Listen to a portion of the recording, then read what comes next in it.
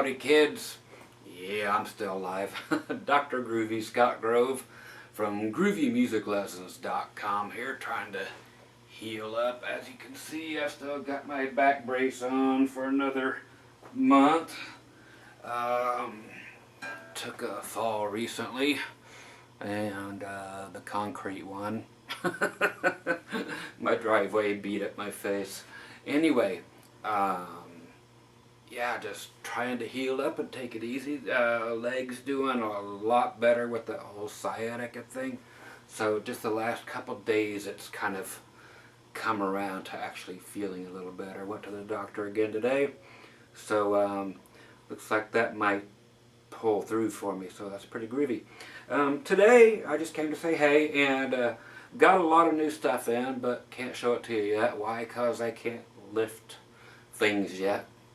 Even guitars are too heavy for me, but that's okay, except for this one.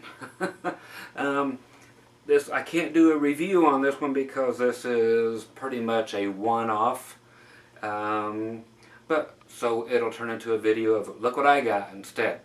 Okay, so what we have here, as you probably saw on the avatar, this is a Washburn, came out a few years back, and it's a George Lynch model. The actual model inside is the J32SCE, if you want to get one. Now, I had always wanted to get one of these, but, well, there's just a couple things that kept me from getting it. I always wanted a big old jumbo, which of course this is jumbo. It's the only jumbo acoustic I have. And Washburn have always been my favorite acoustic instruments. You know, they are like Gibson and Martin, you know, in the fact that they go all the way back to the 1800s, and I mean way back into the 1800s. So one of the big three that still remain. So this dude is full size. The thing that kept me from actually wanting this, or actually buying it I should say, I still always wanted it, but it was like the tailors in that, let me get this down, that Washburn actually is supposed to have, like the tailors here, these three EQs here. You know, you got a volume and a bass and a treble, and that's about it.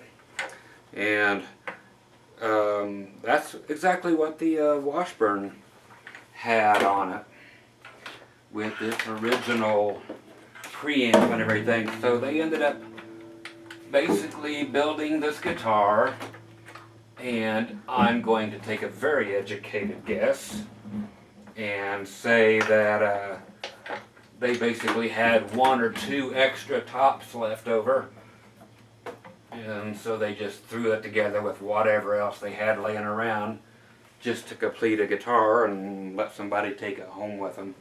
Probably was never sold to anybody because it's not allowed to be. Yeah, they could put a factory second thing on it, but yeah, so it was just a one-off thing, I'm sure, because nothing on it is correct. I mean, there's not one thing on here that is supposed to be here from the actual real version. Okay, so the tuners on here are the Grover 18-to-1, nice and shiny and chrome. These were supposed to be relict and kind of rusty looking. Okay, as you see with the motif here with the cow skull and the guns and the chains and the fire, and there's even a little thing going on up here. It's got some cool stuff everywhere. Oh yeah, and the diamond inlays and all this stuff.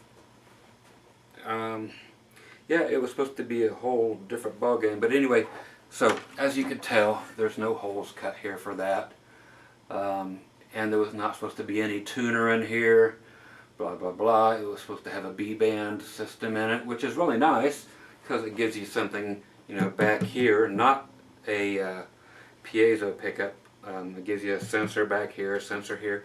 The B-band systems are really nice. But they gave this, just this Fishman system here. Okay, I'll go ahead and light it up just because.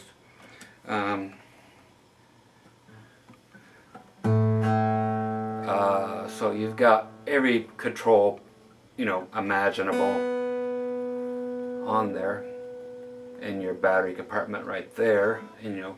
But the regular one did not have any onboard tuner. Again, it had the 3 tones here, but then it had another one of those knobs, little bitty knobs, stuck right here for the volume. I thought it was ugly as hell. So that's basically why I didn't get it, because I just didn't like the way that all that was laid out, and didn't like having this weird little volume knob right here on the front of the guitar. So when I came to get this one, which is brand new old stock, the list price was like $1,200 and something, and the musician's friend price was like $7.99 or $8.49 or something like that. And these have long been discontinued. Then this one just came up for sale. Then you had to buy an extra hard shell case for another $150. So I got this one for $249 with the hard shell case, brand spanking new. Okay, the other one, you had this one here, of course, just plugs in right here. The actual real one of these, if you want to call it that, had a thing here where you would put the 9-volt 1/4-inch jack and an XLR out. So I've got this. Okay, see what other differences could there have possibly been. Oh yeah, the bridge is different shape on the actual production model. I don't know, it's got some kind of foo-foo-y shape. And here they just slammed on a regular bridge. I think it's about 2009. There are two videos from the NAMM show back when. One's with that chick that looks like a dude, Rebecca Dirks, and then another guy there at the same NAMM show. I think it's 2009. And his version had ebony buttons on it, which is not what they were supposed to have, but that's what his had. But the one she showed had the antiqued out looking buttons. So anyway, it's just a cool axe, and when I saw it for that price, number one, with the case, and the fact that it had this preamp in it with the tuner in it and everything, it's like, I gotta get it. I always dug the graphic. A lot of people really hated that. And again, I'm not, you know, into George Lynch in any major way. You know, of course, I've heard some, you know, the old Doc and stuff, but just great axe, and God, it plays great. I haven't done a thing to it, and it's acclimated really well, so I might have to take a little of the relief out, but that's it. So that's it, guys. Just a cool axe, and I'm not, of course, I'm just using the camera mic today. If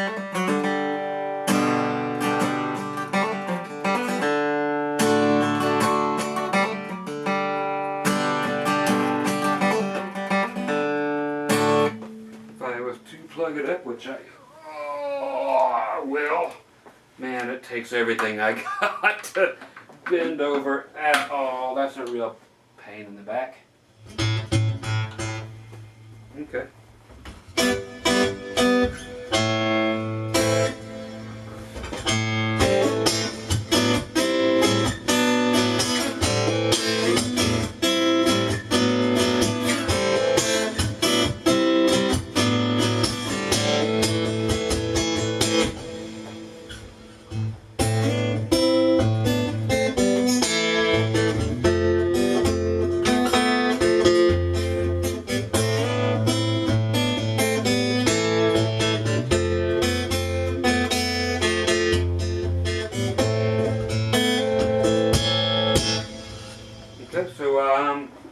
Just monster sounding axe.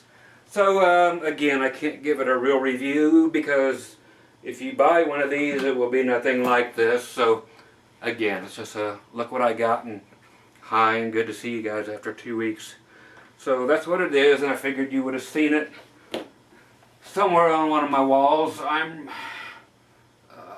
putting things in different places. Oh, I'm not supposed to be doing even this. But yeah, I got a Yamaha electric from a buddy. Got a Aria Pro with 3 P90s in it. Oh yeah, my special tone wood axe back here, which I'll show you. I've had a ton of these made out of, what is my great tone wood there? I'll show you this soon. With the reverse nose picker headstock. The Charvette, not Charvel, but it is by Charvel. This is the Model 300, the only one with 3 single coils. I've had a ton of these, and yes, they are Korean, and they're made out of plywood. That's right. And guess what? They sound great. Okay, bringing this back in. It's actually still daylight, and I'm up, but I'm going to have some more coffee. So anyway, I'm me, feeling fairly groovy today for a change. So, oh, I did pull down a few videos. If you'll notice, I took a few unnecessary things down, you know, just old contest videos, and people say, no, and some things when I did sales and stuff, you know, on some lessons. I took down couple of the tone wood videos, left the ones that were, I thought the most effective, I guess, you know, the most recent ones, and, you know, with everybody else making them and, you know, doing much finer jobs than I ever could, then, you know, it just stands to reason, you know, I'll leave up my best ones and then pull the other garbage down. So, I might do that as things, you know, come by, you know. A lot of other gear here that I'll get to show you too that I haven't got to show you. Just toys keep coming in, and I just haven't got to play with any of them. So I'll show you all the new toys as soon as I can lift them. So I've got another month, like I said, of this back brace and of trying to not lift much. So when I'll see you again, I don't exactly know yet, but I just wanted to say hi so you don't think I'm gone yet. So anyway, yeah, very cool Washburn axe. Always happy to have a new Washburn, and glad to have a jumbo finally. So sounds great in every respect, and glad that I got the one-off weird thing they decided to make. Like I said, they probably just made the top, had the graphic on it already, then threw together whatever they could just so they didn't have to waste that top.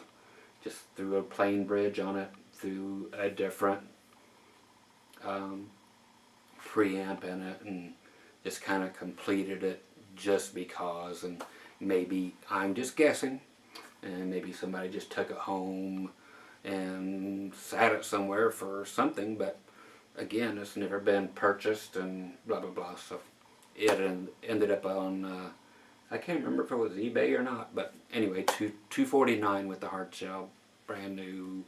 And like I said, the only thing keeping me from buying it before was all the stuff that I had mentioned. So hey, I couldn't be happier. I got a second chance at it, and again, it's just cool enough for all these like outlaw gigs that I do with where I would play more of the Waylon, Willie, Hank, David Allen Coe, Johnny Cash, that Merle Haggard, and just nothing but a bunch of that redneck stuff that I just love the holy hell out of.